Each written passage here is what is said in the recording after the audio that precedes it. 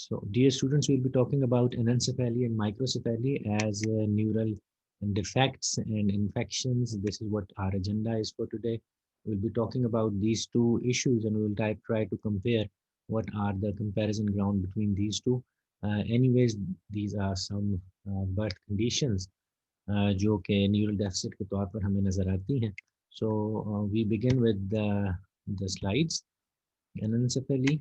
So, it's a birth defect in which the brain and bones of the skull don't form completely while the baby is in the womb.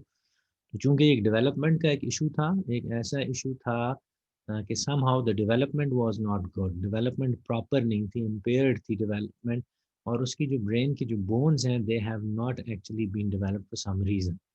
इसके नतीजे में होता ये है कि brain के कुछ पार्ट्स जो हैं वो प्रॉपरली डेवलप नहीं हो सकते, और उसके अंदर जो बहुत इंपॉर्टेंट एलिमेंट है वो है सेरिबेलम. तो सेरिबेलम के बारे में हम बहुत ज़्यादा ज़्यादा अपने न्यूरोलॉजी की यूनिट में पढ़ चुके हैं, एंड इट क्लियरली डिक्टेट्स कि किस तरीके से वो हमारी मोटर और सेंसरी एलिमेंट्स को एंगेज करता है. और मोटर और सेंसरी एलिमेंट्स जो हैं, जैसे सेंस ऑफ स्मेल है, टेस्ट है, टच है, ये सारा कुछ सेरिबेलम ने ही तो हमें हेल्प आउट करना था इन चीज़ों में. तो अनफॉर्चुनेटली जब ये चीज़ें डेवलप नहीं होती, जब सेरिबेलम प्रॉपरली डेवलप नहीं होता, तो उसके नतीजे में ये सारी सेंसेस जो हैं वो कारामद नहीं रहती. And out of these many senses, बहुत सारी सेंसेस जो हैं जब काम नहीं करेंगी तो नतीजा क्या निकलेगा? नतीजा, इट्स एन अनफॉर्चुनेट थिंग कि स्टिल बर्थ्स हो जाती हैं. बच्चा जो है वो जब उसकी बर्थ होती है तो ही इज़ नॉट अलाइव, या अगर वो अलाइव हो भी सही तो विद इन फ्यू आवर्स जो है वो उसकी डेथ हो जाती है. द रीज़न बीइंग कि उसका ब्रेन का एक पार्ट जो है वो कम्प्लीटली डेवलप नहीं हो पाया था, और वो पार्ट कौन सा है? वो cerebellum. So, anencephaly is considered as neural tube defect, and the neural tube is a narrow shaft that normally closes during the fetal development, forms the brain and spinal cord. तो neural tube defect के तौर पर हम इसको याद करते हैं, इस कंडीशन को, और इसके अंदर क्या आता है कि फीटल डेवलपमेंट जो है वो नहीं हो पाती, और ब्रेन और स्पाइनल कॉर्ड जो प्रॉपरली डेवलप नहीं हो पाता. So this usually happens by the fourth week of the pregnancy, but if it doesn't, the result can be anencephaly. तो ये जो न्यूरल ट्यूब है ये अपने आप को क्लोज डाउन कर लेती है, लेकिन बाय द फोर्थ वीक, लेकिन एट टाइम्स ये नहीं होती, क्लोज नहीं कर पाता अपने आप को. ये सारे का सारा जो न्यूरल ट्यूब थी, तो नतीजे के तौर पर एक ब्रेन डैमेज वाक़या होता है, क्योंकि ब्रेन की डेवलपमेंट प्रॉपर नहीं हो पाई. तो उसके नतीजे में कंडीशन जो रिजल्ट करती है उसको एनेंसेफेली कहते हैं. The incurable condition affects about 3 pregnancies पर 10,000. हमारे पास डाटा नहीं है, अमेरिका के डाटा का जिक्र किया जा रहा है कि प्रेगनेंसीज जो हैं उसके अंदर 3 इन 10,000. So in about 75% of the cases, the baby is stillborn. Stillborn means कि they are born dead. और जो पैदा हो जाती हैं अदरवाइज और अलाइव होते हैं वो विद इन फ्यू आवर्स और डेज जो है वो they cannot survive. तो in many cases a pregnancy involving a neural tube defect ends in miscarriage. और अमूमन इस किस्म की जो बर्थ्स होती हैं, वो इस किस्म की प्रेगनेंसी जो होती हैं वो मिस कैरेजेस की सूरत में भी हमें नज़र आती हैं, यानी कि वो अपना टर्म जो है वो पूरा नहीं करती और बच्चा पहले ही डिलीवर हो जाता है, एंड स्टिल बर्थ जो है वो रिजल्ट करती है. When it comes to causes, not much is known. लेकिन ये है कि इसका फैमिलियल पैटर्न नहीं है. ये नहीं है कि ये चीज़ें फैमिली में रन करती हैं, ऐसी बात नहीं है.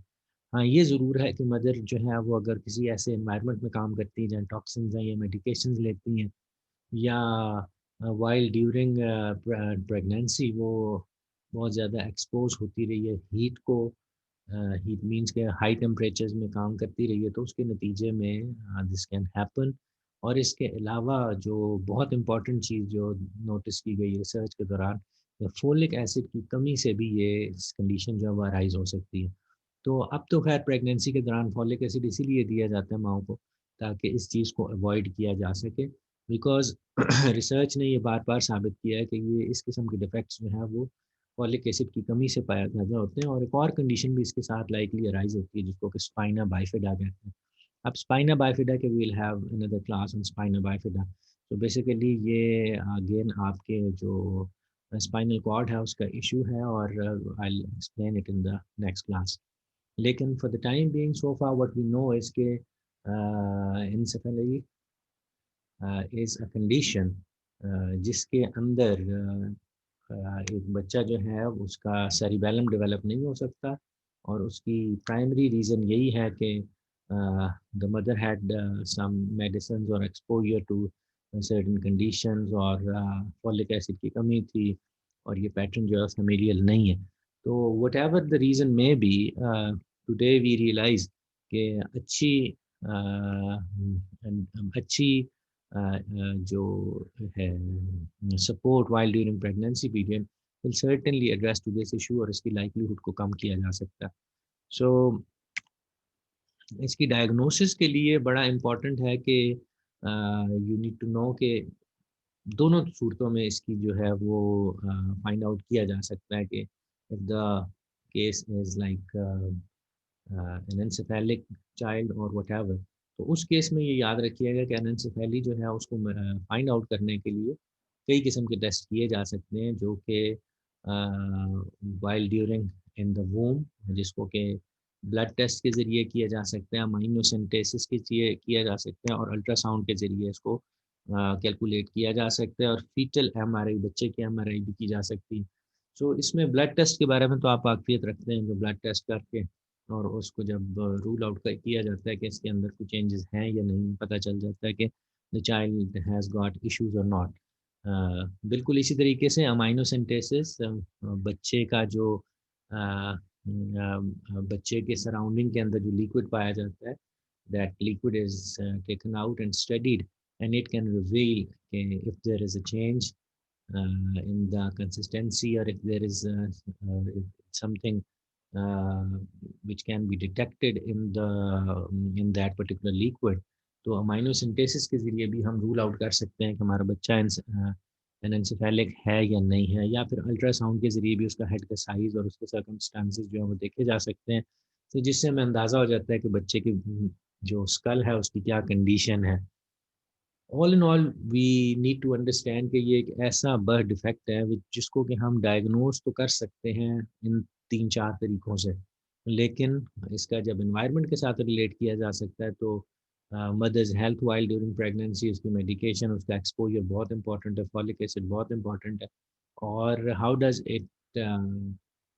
It like affect the child, affect इसी तरह करता है कि उसका जो सेरिबेलम है वो डेवलप नहीं हुआ, और सेरिबेलम का एक की रोल था इन द सेंसरी एरियाज, जैसा कि विजन है आपकी, टेस्ट और टच वगैरह, तो उसके अंदर जब वो बच्चा इनकैपेसिटेटेड होता है तो उस नेचुरली वो सर्वाइव नहीं कर पाता एंड डाइज अर्ली। इसके सिम्टम्स में क्या-क्या चीज़ें शामिल हैं? सिम्टम्स के अंदर आप देखते हैं, the most noticeable sign of anencephaly are the missing parts of the skull which are usually the bones in the back of the head. आपको पहले भी बताया था कि when the child is born, ये जो ब्रेन के गिर्द बोन्स हुआ करती हैं, और फिर बाद में वो सूचर करके आपस में जैसे वो ग्रो करती हैं तो आपस में मिल जाती हैं। At the time of birth ये बोन्स अलग-अलग होती हैं। तो ख़ास तौर पे जो वो वाली बोन जो कि सेरिबेलम के बाहर होती हैं और सेरिबेलम को प्रोटेक्ट करना उनका मकसद होता है, somehow they are missing and they have not been developed, और उसकी यही इसकी निशानी है, यही उसका सिम्पटम है कि आपको वो बोन्स जो हैं वो मिसिंग नज़र आएँगी। Some bones on the side of the front of the skull may also be missing or poorly formed। इसी तरीके से जो माथे के सामने वाली बोन है जिसको कि फ्रंटल बोन कहा जाता है, ये बोन भी बाज़-औक़ात या तो नहीं होती और या फिर ये मिसिंग होती है। The brain also isn't formed properly, और इसके अंदर ऑफ कोर्स जब बाहर का स्ट्रक्चर नहीं है तो अमूमन अंदर का जो ब्रेन है वो भी आपको प्रॉपर्ली फॉर्म नज़र नहीं आएगा। इसके अलावा कुछ और सिम्पटम्स भी हैं जो कि उस वक़्त आपको नज़र आएँगे, like folding of the ears, कान जो है वो फोल्डेड होंगे, क्लेफ्ट पैलेट होगा। क्लेफ्ट पैलेट इज़ ये एक ऐसा पैलेट है जो कि सूचराइज़ नहीं हुआ, जो कि मिड लाइन के अंदर क्लेफ्ट बना है। क्लेफ्ट तालू को कहा जाता है, तो उसके तालू के अंदर आपको कटाव नज़र आएगा और उसके रिफ्लेक्सेस भी पुअर होंगे। So some infants born with encephaly also have heart defects और हार्ट के इश्यूज भी हो सकते हैं। बहरहाल ये कुछ सिम्टम्स हैं जो कि वी हैव रियलाइज्ड, कि देखो हमने आइडेंटिफाई किया था सेंट्रल नर्वस सिस्टम को एज ए किंग सिस्टम, तो जब किंग सिस्टम की डेवलपमेंट ना हुई तो सेंसरी एस्पेक्ट्स भी अफेक्ट हो गए, उसका हार्ट भी अफेक्ट हो रहा है, उसका जो ओरल कैविटी के अंदर पैलेट था वो पैलेट भी अच्छा प्रॉपरली फॉर्म नहीं है, उसके अंदर एक क्लेफ्ट मौजूद है। और इसी तरीके से जो सबसे की इंफॉर्मेशन हमें नज़र आती है वो है missing bones of the brain, तो missing bones of the skull, और उसके नतीजे में the child faces all these challenges. Treatment, इसकी कोई ख़ास ट्रीटमेंट नहीं है, there is no treatment because the child is born in a condition कि उसका सर्वाइवल ही मुश्किल है। तो प्राइमरी जो कंसर्न हुआ करता है अगर स्टिल बर्थ नहीं है तो उसको ऐसी सिचुएशन में रखा जाता है कि ही कैन एक्चुअली कंफर्टेबल, और उसको वार्म रखा जाता है so that he can face the situation, लेकिन it is of course difficult because उसके जो जो उसका क्रेनियम है, जो उसका हेड है, उसकी एक बोन ही मिसिंग है, तो उसको मैनेज करना जो है वो पॉसिबल इतना कन्वीनियंट नहीं होता। कुछ पार्ट जो है ब्रेन के एक्सपोज्ड होते हैं और जिनको के कवर करना मकसूद होता है in the early few days. The life expectancy of an infant born with encephaly is no more than a few days. So अब आपको समझ आ गया कि इसकी ट्रीटमेंट के बारे में हम इसीलिए कुछ कर नहीं सके, कुछ इसको मैनेज कर नहीं सके, because the central nervous system was at stake. वो एक्सपोज था, उसके अंदर बोन्स की कमी थी, सेरिबेलम डेवलप नहीं हुआ था। नतीजा ये निकलता है कि वो the child passes away rather quickly. अब यहाँ पर एक और बड़ी इंपॉर्टेंट इंफॉर्मेशन और जिसको कि हम शेयर करने चाहेंगे। माइक्रोसेफेलिक तो एक ऐसी कंडीशन हो गई जिसके अंदर हमने कुछ ना कुछ इंफॉर्मेशन हासिल की थी कि the circumference of the head is disproportional to the body. तो उसको एनसेफेलाइज से कैसे हम इसको कंपेयर करें? तो लेट्स फाइंड आउट के व्हाट एग्जैक्टली माइक्रोसेफेली इज। तो ये भी एक ऐसा डिसऑर्डर है जो कि मिलता-जुलता है एनेन्सेफेली से, लेकिन यहाँ पर होता क्या है कि a baby born with this condition has a smaller than normal head circumference. जो बच्चे न्यू बॉर्न का जो स्कल का साइज़ है उससे कम जो है वो इस बच्चे के हेड का सर्कमफ्रेंस आपको नज़र आएगा, नंबर 1। एनेन्सेफेली से बरअक्स जो कि पैदाइशी तौर पर हमें नज़र आ जाता है, एनेन्सेफेली तो आपको by the time of birth आपको फ़ौरन उसी वक़्त नज़र आ जाएगा when the child is delivered. लेकिन माइक्रोसेफेली जो है वो उसके बारे में बाज़ औक़ात अंदाज़ा करना at the time of birth इतना ज़्यादा प्रैक्टिकल और इतना ज़्यादा रिलायबल नहीं होता। लेकिन जैसे-जैसे बच्चा अपनी ज़िंदगी के पहले अर्ली फ्यू ईयर्स में आता है तो you can find a difference. और वो डिफरेंस क्या होता है कि उसका फेस भी मैच्योर हो रहा है और बॉडी पार्ट्स भी उसके बड़े हो रहे हैं और मैच्योर हो रहे हैं, लेकिन उसका सर का साइज़ जो है वो ग्रो नहीं कर। तो अब हुआ ये कि at the time of birth हो सकता है वो कुछ आपको प्रोपोर्शनल नज़र आता हो, लेकिन आफ्टर फ्यू इयर्स जब आप रियलाइज़ करेंगे तो आप रियलाइज़ ये करेंगे कि उसके बाद ही बाकी उसके लिम्ब्स और उसका फेस का स्ट्रक्चर और उसके ऑर्गन्स जो हैं वो सारा कुछ ग्रो कर रहा है, लेकिन जो चीज़ नहीं ग्रो कर रही वो उसके हेड का साइज़ है। तो someone with microcephaly may be developmentally delayed and has a shorter life span than average. Life span का तो इशू बेटा इसीलिए हो गया ना कि ब्रेन ने ग्रो नहीं किया, और ग्रेजुअली जब ब्रेन ग्रो नहीं करेगा तो जो लेटर फंक्शंस हैं आपकी बॉडी की रिक्वायरमेंट के मुताबिक उनको वो उस तरीके से मैनेज नहीं कर पाएगा। लेकिन जो दूसरी इंपॉर्टेंट इंफॉर्मेशन है वो ये है कि ये डिलेड होते हैं ये बच्चे। अब speech therapist may come across certain children with microcephalic जिनको के लर्निंग के चैलेंजेस हो सकते हैं, जिनको के कम्युनिकेशन के चैलेंजेस हो सकते हैं।